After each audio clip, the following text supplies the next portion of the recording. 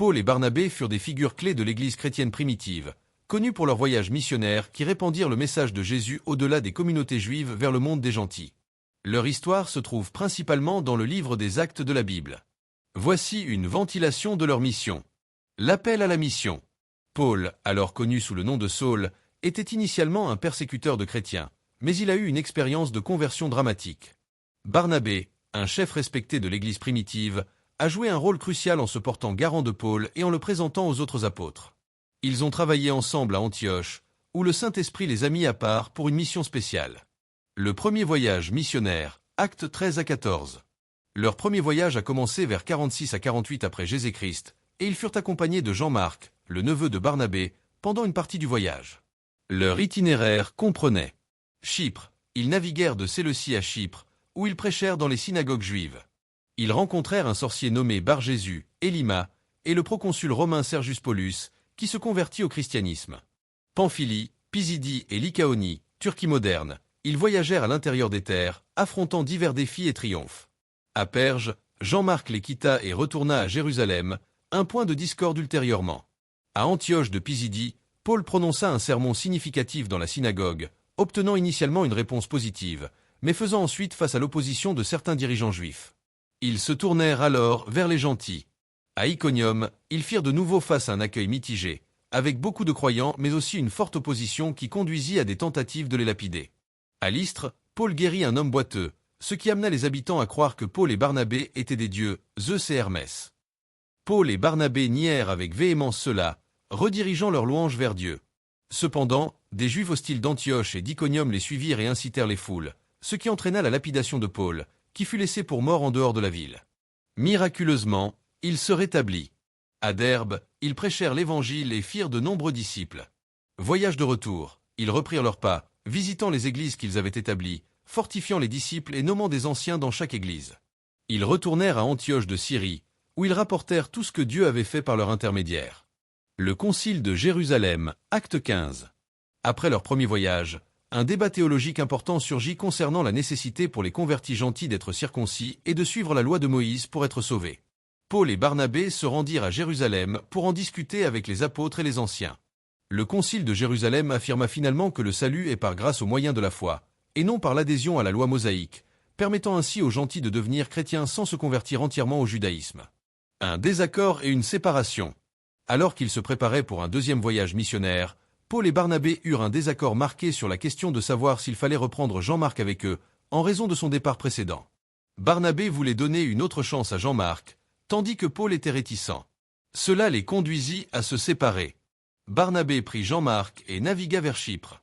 Paul choisit Silas comme nouveau compagnon et entreprit son deuxième voyage missionnaire. Héritage. Malgré leur séparation éventuelle, Paul et Barnabé furent tous deux essentiels à la propagation précoce du christianisme. Barnabé est souvent rappelé comme le « fils d'encouragement » pour sa nature encourageante, en particulier envers Paul lorsqu'il était un nouveau converti. Paul est devenu le missionnaire et théologien le plus prolifique de l'Église primitive. Leurs missions ont jeté les bases de l'expansion mondiale du christianisme. Les méthodes d'évangélisation de Paul et Barnabé, telles que décrites dans le livre des Actes, étaient à la fois stratégiques et adaptables, témoignant d'une profonde conviction et d'une dépendance envers le Saint-Esprit. Voici les points clés de leurs approches. 1. Cibler les synagogues en premier lieu. Point de départ naturel. Dans chaque ville où ils arrivaient, Paul et Barnabé se rendaient systématiquement à la synagogue juive. C'était un lieu de rassemblement établi, où ils pouvaient trouver non seulement des juifs mais aussi des craignants Dieu, gentils sympathisants du judaïsme, qui étaient déjà familiarisés avec les écritures de l'Ancien Testament et attendaient un Messie. Connexion avec l'Ancien Testament. Paul, en particulier, était un maître dans l'interprétation des Écritures. Il commençait par montrer comment Jésus accomplissait les prophéties messianiques de l'Ancien Testament, établissant ainsi un pont entre la foi juive et le message chrétien. Son sermon à Antioche de Pisidie, acte 13, en est un excellent exemple. 2. S'adapter à l'auditoire, juif et gentil. Argumentation scripturaire pour les juifs. Face aux juifs, Paul et Barnabé utilisaient les Écritures pour prouver que Jésus était le Christ. Ils mettaient l'accent sur la résurrection de Jésus comme preuve de son identité divine et de son statut messianique.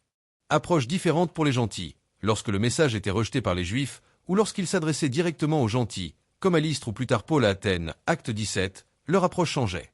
Ils commençaient par parler du Dieu créateur, du témoignage de la nature, puis ils passaient à Jésus et à la nécessité de se repentir et de croire. Ils réfutaient l'idolâtrie et le polythéisme, pointant vers le seul vrai Dieu. 3. Proclamer le kérygme, le message central. Leur message fondamental était cohérent. La mort et la résurrection de Jésus, c'était le cœur de leur prédication. Ils insistaient sur le fait que Jésus était mort pour les péchés de l'humanité et qu'il avait été ressuscité par Dieu. Le pardon des péchés et la justification par la foi. Ils annonçaient que quiconque croit en Jésus reçoit le pardon de ses péchés et est justifié, déclaré juste devant Dieu, par la foi, et non par les œuvres de la loi. L'appel à la repentance. Ils invitaient les gens à se détourner de leurs péchés et à se tourner vers Dieu. 4. Démontrer le message par des signes et des prodiges. Le ministère de Paul et Barnabé était souvent accompagné de miracles et de guérisons. Par exemple, la guérison de l'homme boiteux à Lystre, acte 14, 8-10. Ces signes servaient de confirmation divine à leur message, attestant que Dieu était avec eux. 5. Formation, établissement d'église. Leur mission ne se limitait pas à la simple prédication. Ils revenaient dans les villes où ils avaient prêché pour fortifier les disciples et établir des églises locales. Ils nommaient des anciens dans chaque église, confiant la direction et l'enseignement à des leaders locaux. Cela montre une vision à long terme et un désir de voir les communautés chrétiennes devenir autonomes et grandir. 6. Persévérance face à l'opposition.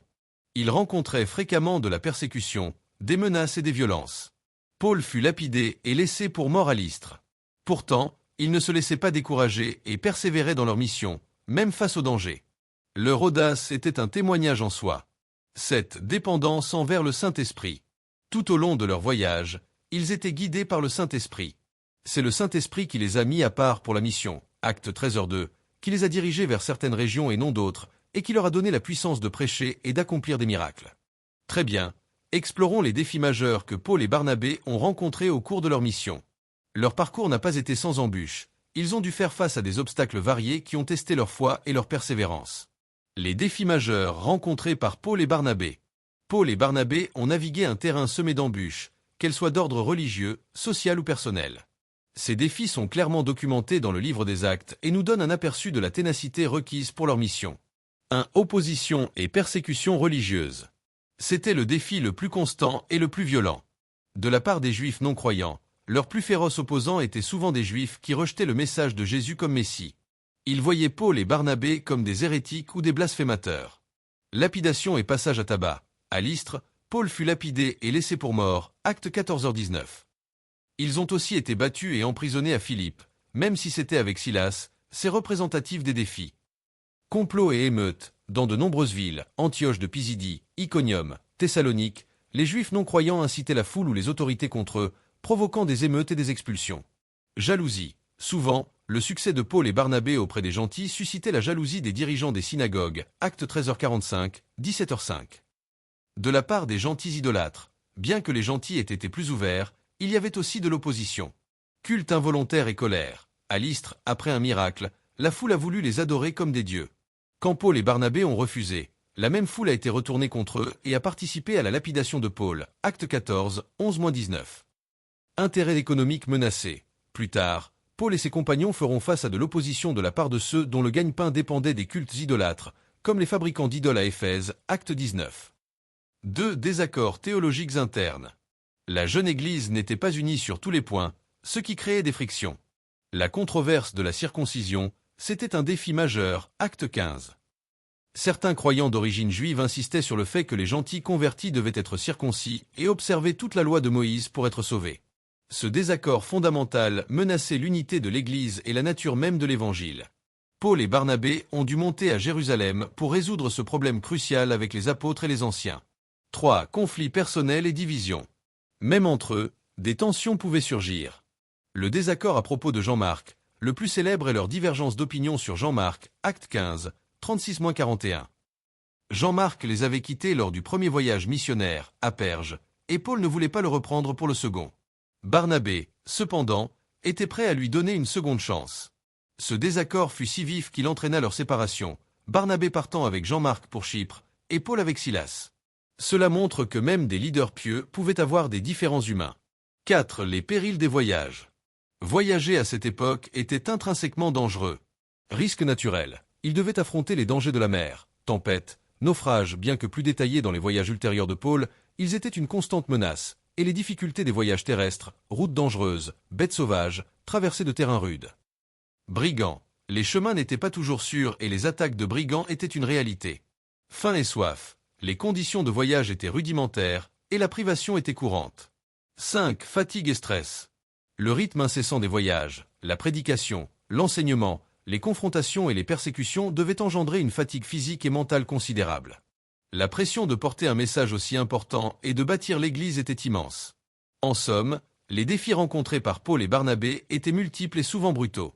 Pourtant, leur persévérance, leur foi inébranlable et leur dépendance envers le Saint-Esprit leur ont permis de surmonter ces obstacles et de jeter les bases solides d'une Église en pleine expansion. L'impact du travail de Paul et Barnabé sur l'expansion du christianisme primitif est fondamental et immense.